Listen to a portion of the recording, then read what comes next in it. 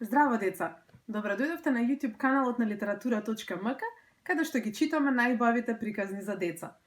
Мојот денешен избор е оваа прекрасна книга насловена како Аги и Ема од Игор Коларов.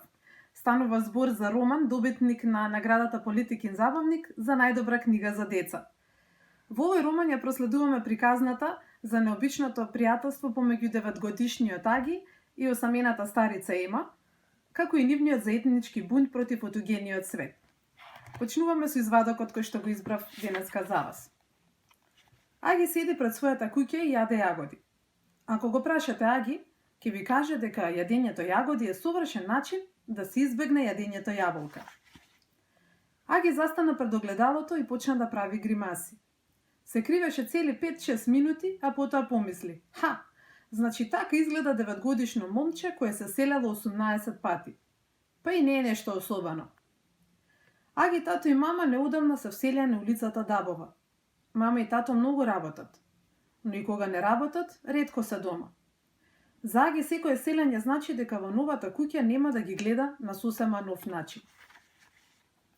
Војче е посебно приказна. Тој е келав, сака да спие попладне и ги посетува од време на време. Војче за себе вели дека е модерен човек. Тоа значи една недела е ваков, а другата онаков. Аги, како беше денеска на училиште?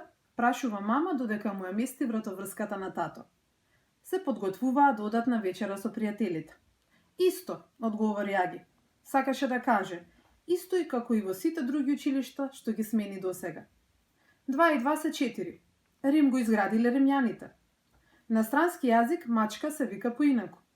Значи се е исто, само секој следен ден е поист од претходниот. Кога би имал жилка во аквариум, промрмори Аги, додека ги миеше забите, но не ја заврши реченицата.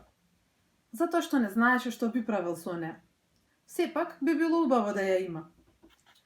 Аги седеше на лулачка во дворот и ја наблюдуваше трошната куќа од другата страна на улицата. Таа личеше на макепсан замок што се клати и чкрипи ако случајно дувне ветер. Се на се, помисли Аги, би било многу интересно ако на улицава помине едно мало, изгубено торнадо.